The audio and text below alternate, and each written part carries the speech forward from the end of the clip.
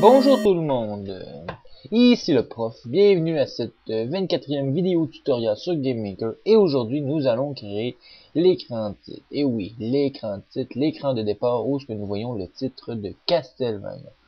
Tout d'abord, ce que vous devez faire, c'est avoir une image de fond, une image, un background, un château, un Dracula, un membre de la famille Belmont, peu importe, quelque chose qui caractérise bien sûr le style Castlevania.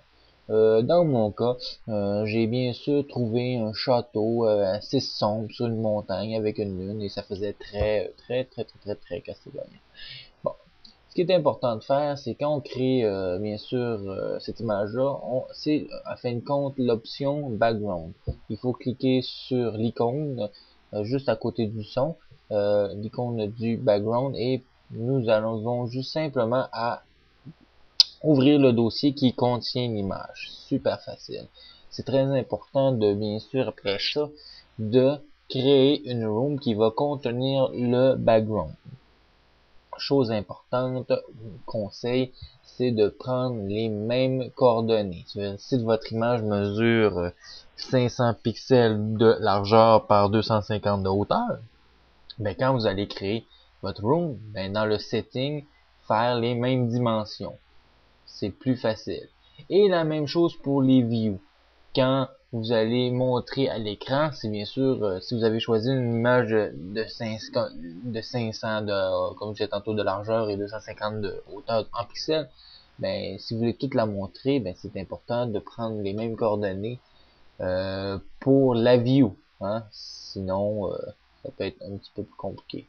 Mais aussi, si vous voulez, vous pouvez simplement choisir de visionner simplement une partie. Ce que je vais essayer de faire avec vous. Parce que là, en ce moment, vous venez de voir que j'avais sélectionné toute l'image. On voyait la ligne bleue en haut, c'était pas excellent. Fait que ça, c'est une chose importante à faire. Autre chose qu'il faut faire, bien sûr, c'est notre objet, principal objet, ça va être le titre. Il faut commencer tout d'abord par créer le sprite. Bien sûr, il y a plusieurs sprites de Castlevania, je veux dire de titre de Castlevania. C'est à vous de décider le style que vous voulez. Moi, je suis allé dans quelque chose d'assez nouveau, dans le sens que j'ai pris l'écriture de Castlevania du dernier épisode qui est sorti sur PS3 et 360, qui veut dire Castlevania Lord of Shadow, et je l'ai modifié légèrement pour augmenter sa grandeur. Faut faire attention, il y a une différence entre resize et après c'est du canevas et stretch, ok? Parce que stretch, je vais agrandir l'image, mais resize canvas, ça va simplement agrandir l'endroit où se retrouve le titre, mais le titre va pas être agrandi, ok? C'est juste pour faire en sorte qu'il n'y ait plus de place alentour de lui. Je voulais vous montrer qu'on pouvait faire une petite animation légère. Ici, on peut faire une animation de couleur, de passer tranquillement du titre que vous voyez original à une teinte bleutée, et on choisit le nombre d'images qu'on veut. Sauf que je vous montre qu'on peut, c'est possible de le faire, mais j'ai décidé de pas le faire. Vous voyez, vous avez la petite animation en ce moment à l'écran. C'est très subtil, mais dans mon cas, j'ai décidé de pas le faire.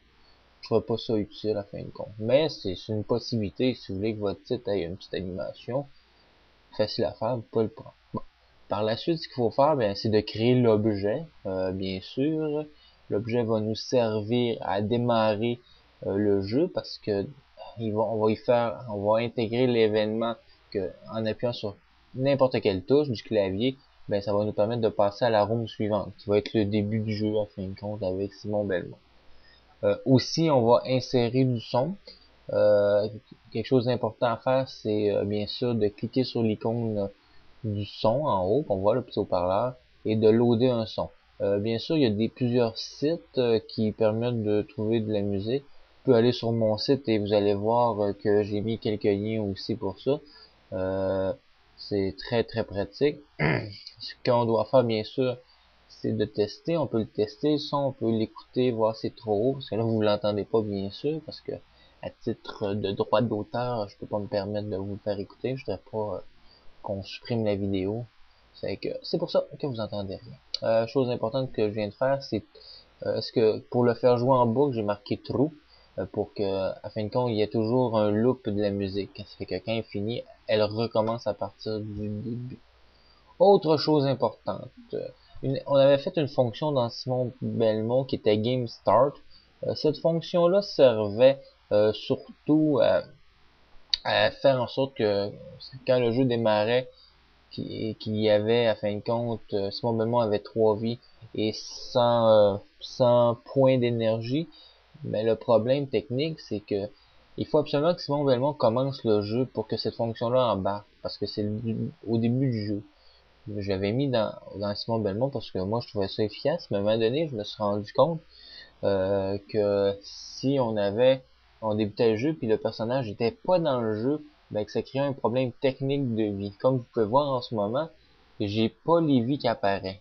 Ça fait que ça a causé un problème. Ça fait que ce qu'il faut faire, en fin de compte, c'est enlever la fonction de Simon Belmont qui fait en sorte que lui, c'est lui qui décide du nombre de vies. Ok? Personnellement, moi, je vais le laisser dans Simon Belmont pour mes tests, ok? Je vais pas le supprimer. Mais vous devriez supprimer et mettre cette fonction-là, Game Start, l'événement Game Start, et le set to the heal à 100, en tout cas, mettre l'énergie à 100 et la vie à 3, ben, c'est de le faire dans, bien sûr, l'objet du titre. Ça fait que dans votre objet, quand il va partir le jeu, il va mettre le son, il va faire en sorte que Simon Belmont va avoir 3 vies et qu'il va avoir 101 d'énergie dans mon cas. Ok? Fait que là, je vous montre comment on peut supprimer, mais moi, j'ai pas supprimé. Bien sûr, je viens de vous expliquer pourquoi. Fait que là, vous avez votre background, vous avez votre titre, qui fait des fonctions comme de quoi vous pouvez simplement cliquer sur n'importe quelle touche pour passer de cette room-ci à un autre. Là, comme vous pouvez voir, c'est un petit peu compressé au niveau de l'image. Ça, toujours moyen, bon, de le modifier. Là, vous voyez, mes 3 vies sont de retour. C'est parce que j'ai mis la fonction au début dans le titre de me donner des vies. Fait que ça, c'est réglé. Bon, une chose qu'on peut faire, comme je vous ai dit tantôt, le titre est un petit peu écrasé. Faut peut-être jouer un petit peu avec les views pour s'assurer qu'il n'y ait pas de distorsion en fin de compte d'image. Ok, ça c'est très très important. Habituellement, j'essaie aussi de garder les mêmes les mêmes views pour chaque room. Fait que les views que j'ai en ce moment dans cette room-ci, excusez, j'essaierai de les conserver pour même la première room, même si c'est le titre. Ça, je trouve ça important. C'est que ce que je vais faire, c'est que je vais aller vérifier le port à l'écran, ce qui veut dire quelle dimension je veux qu'il apparaisse à l'écran. Et je vais faire ça et après ça, je vais le faire aussi en haut si je me trompe pas. Puis en même temps, on peut voir le carré que ça sélectionne dans le view, là, view in room.